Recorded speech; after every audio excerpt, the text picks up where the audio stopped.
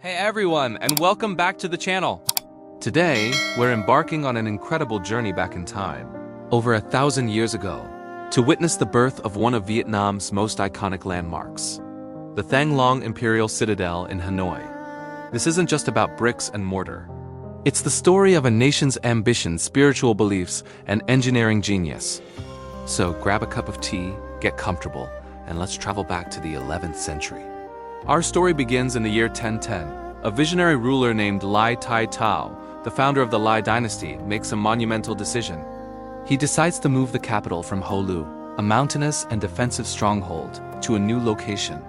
He chose the site of Dai Lai, a fortress located in the heart of the Red River Delta. Why the move? It was a declaration of peace and prosperity. Instead of hiding in the mountains, the new capital would be a center for trade, culture, and governance, open to the world. Legend has it that as Lai Tai Tu's royal boat approached the new site, a golden dragon soared into the sky. Taking this as a divine omen, he named the new capital Thang Long, which means soaring dragon. And with a name that powerful, the citadel built to protect it had to be just as magnificent. The construction of the Thang Long Imperial Citadel began almost immediately, a project of immense scale and ambition. So, what did it take to build something like this in the 11th century? We're talking about a time without modern machinery. Everything was done by hand, powered by human and animal strength. Tens of thousands of laborers, skilled artisans, and soldiers were mobilized from all over the country. They dug moats, built ramparts, fired bricks, and carved intricate wooden structures. It was a national effort, a testament to the unity and determination of the Vietnamese people under the new dynasty. The design of the citadel was a masterpiece of urban planning and feng shui principles. It wasn't just one building but a complex of enclosures, one within the other, like a set of Russian dolls. The outermost layer was the Lathan, or the civilian citadel, which enclosed the entire capital city and its residents. It was protected by massive earthen walls and a deep moat connected to the Red River and the Tulich River, creating a natural defense system. Inside, that was the Hong Than, the Imperial Citadel. This was the heart of the political and cultural life of the nation. It housed the royal court, government offices, and residences for high-ranking mandarins. The walls here were even more formidable, built with bricks and stone. Archaeological excavations have unearthed sections of these walls, showing just how robust they were. And at the very center, the most sacred and protected area, was the Tu Cam Than, the Forbidden Purple City. This was the personal residence of the emperor and his family. Access was strictly forbidden to anyone without explicit permission.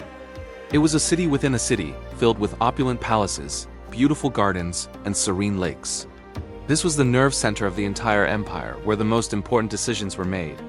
The builders used materials sourced from all over the kingdom. The foundations were made from compacted earth and large river stones. The walls were constructed using high-quality bricks and tiles, many of which were stamped with inscriptions indicating their origin or date. And the most beautiful element was the wood. Ironwood and other precious timbers were used for the columns, beams, and rafters of the palaces. These were then decorated with elaborate carvings of dragons, phoenixes, and other mythical creatures, all covered in shimmering gold lacquer. One of the most fascinating aspects of the construction is how the Vietnamese engineers managed water. Located in a low-lying delta, the site was prone to flooding. The builders created a sophisticated network of moats, canals, and lakes that not only served as a defense, but also as a drainage system, regulating the water levels and preventing the citadel from becoming a swamp. This shows an incredible understanding of hydrology and engineering. Over the centuries, the Thang Long Imperial Citadel has seen a lot of changes. It was the center of power for the Lai, Tran, and Lei dynasties. Each dynasty added its own touch, renovating and expanding the complex. Palaces were rebuilt, new gates were added, and the citadel evolved with the nation it served. Sadly, through wars and the passage of time, much of the original splendor was lost. Many of the wooden palaces have disappeared, leaving only their foundations behind. But the spirit of Thang Long endures.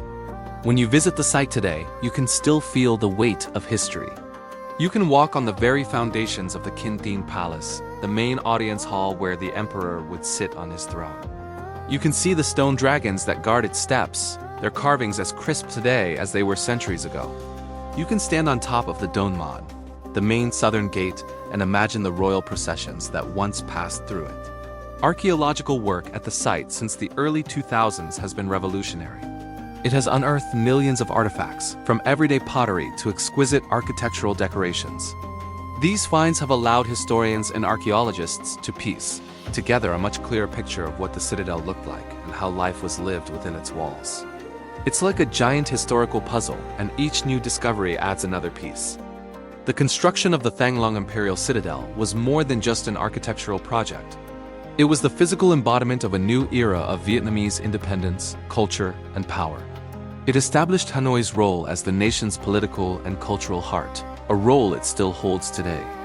In 2010, on its 1000th anniversary, the central sector of the Imperial Citadel of Thang Long was recognized as a UNESCO World Heritage Site, cementing its importance not just for Vietnam, but for all of humanity.